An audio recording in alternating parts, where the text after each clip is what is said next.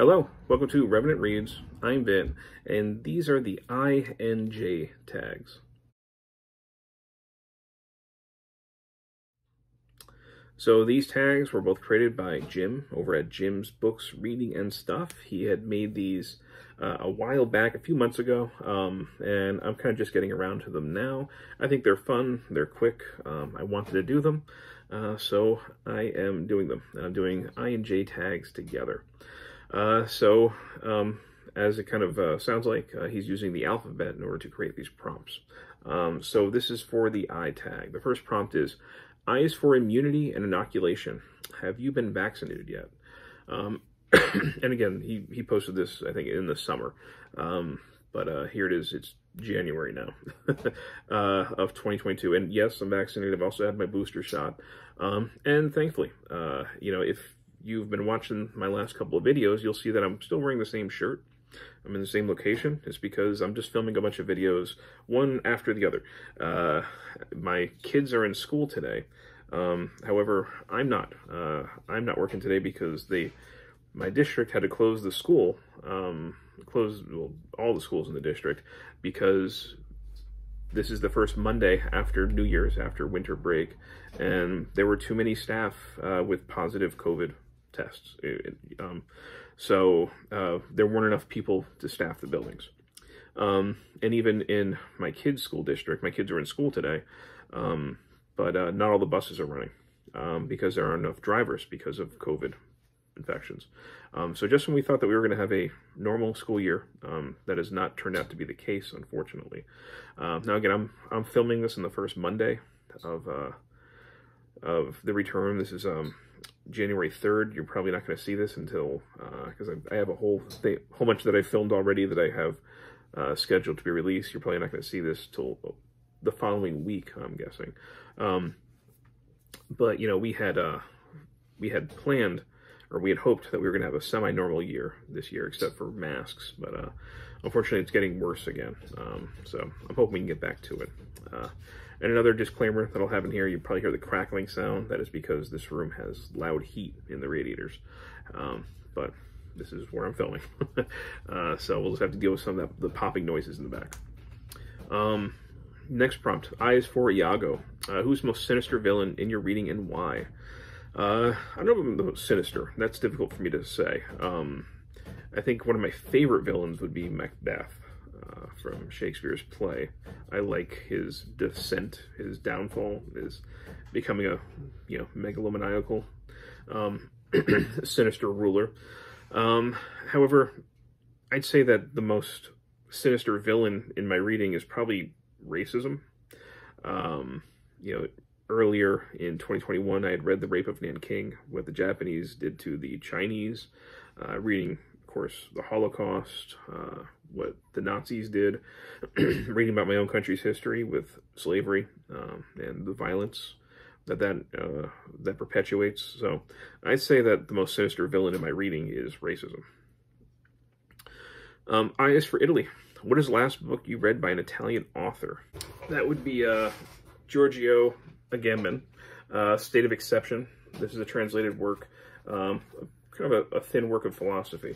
And here he talks about the state of exception being when the government transcends the rule of law in the name of public good. So basically saying that the laws no longer apply to them because they're trying to make society safer and better. And of course, that is a wonderful way for the government to take away rights and then not give them back.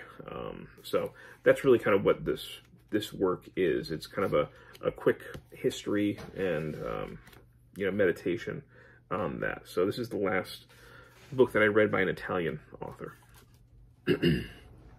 I is for Ireland. Who's your favorite Irish author? Now, I'm not as well read as a lot of people are in Irish literature or in fiction at all. I've mentioned in the past that for many years I pretty much just read nonfiction. So I'm still very much a student learning about fiction and literature and literary history. I haven't read any James Joyce, for instance, which is going to affect me in the next tag. Bram Stoker had one terrific novel in him. Oscar Wilde had a few good ones, certainly. And I do like Sheridan Lefano, some of his stuff, Carmilla, and his collection in a Glass Darkly. So I'm not sure who my favorite is. Maybe just Bram Stoker just because of Dracula.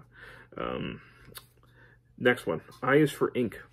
Do you have any tattoos? What do you think of tattoos?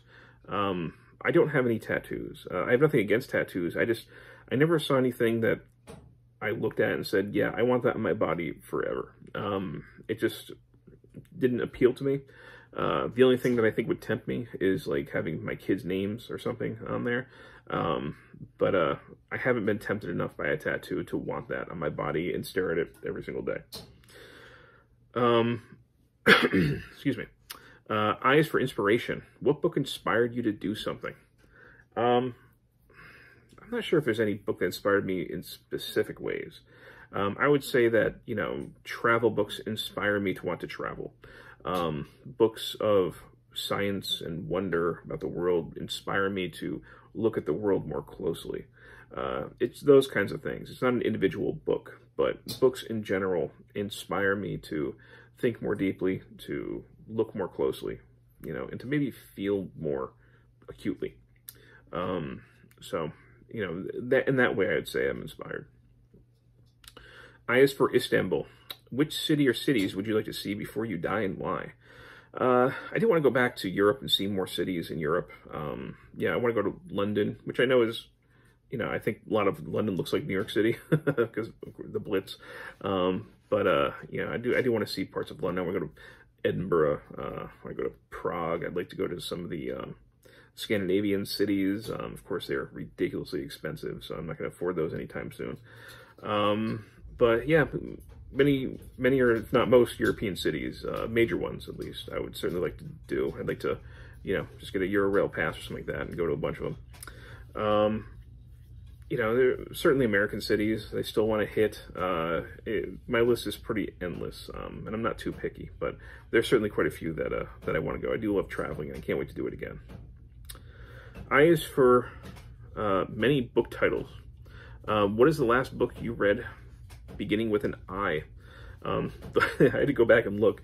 The last one I read was I Survived the Battle of Gettysburg, 1863, which is a kid's historical fiction book about the Battle of Gettysburg, and I read that with my son, who's 9 years old. At the time, he was 8, but we read that in anticipation of going to Gettysburg, which we did in the summer of 2021. And now we are moving on to the J tag. The first prompt for the J tag is J is for Japan. What was the last book you read by a Japanese author? That would be Miyamoto Musashi's The Book of Five Rings. I read the complete Book of Five Rings, which had some commentary as well.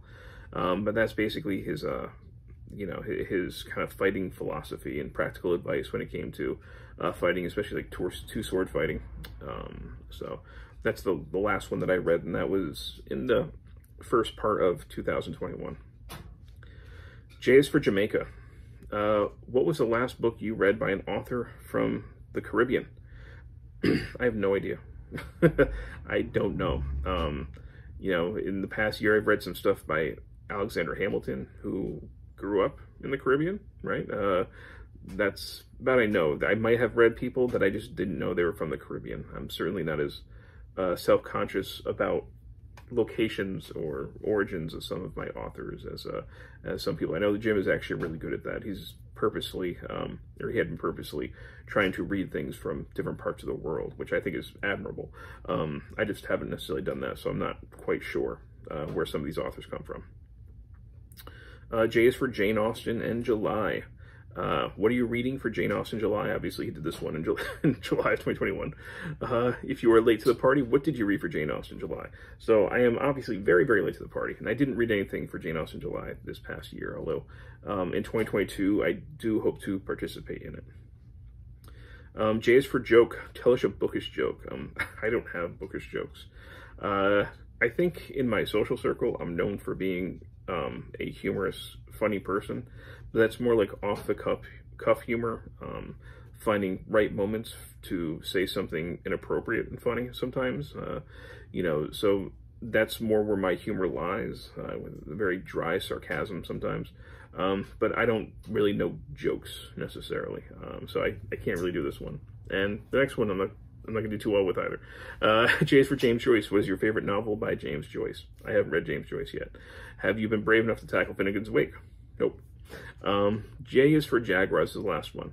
Enzo Ferrari described the Jaguar E-Type as the most beautiful car in the world. What do you consider the most beautiful car in the world? I'm really not a car guy, but I've always liked the late 1930s aesthetic, with the headlights and the large curves. I just always liked the way those cars look. So anyway, that was the I and J tag, created by Jim over at Jim's Books, Reading and Stuff, and thank you to him for creating it. And as always, thank you, BookTube.